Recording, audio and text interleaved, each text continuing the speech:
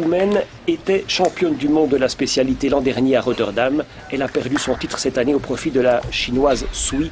Les Chinoises qui ont d'ailleurs réussi le doublé à la poutre aux mondiaux à Tokyo. Petite particularité pour les gymnastes, on peut voir que le public est très proche ici à Morges. C'est gênant, Joachim? Alors ça peut gêner, des fois on entend du bruit, des fois le visuel aussi également peut gêner, des fois les photographes, etc. Mais bon, c'est des championnes, donc elles arrivent à oublier tout ça et à faire leur exercice. On voit ici une superbe grand écart avec la tête relevée, le Yongbo. Et le salto avant, pied décalé. La Roumanie qui s'est classée 4e du concours par équipe. Concours remporté par les Américaines.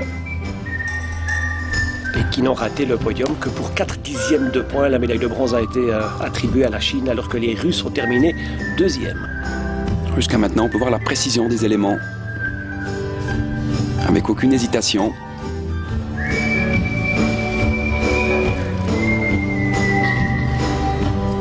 Ça paraît si facile quand on voit des gymnastes comme ça à la poutre. Mais quand on sait qu'elle fait que 10 cm de large, on peut comprendre quand même la difficulté et le nombre d'entraînements qu'il faut pour arriver à un résultat pareil.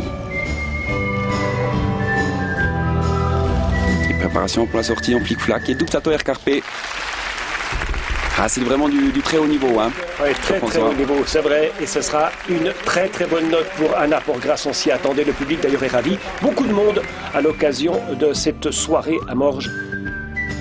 Il y a pratiquement 1000 spectateurs pour admirer l'élite du gratin mondial. Ouais, superbe ligne. Hein.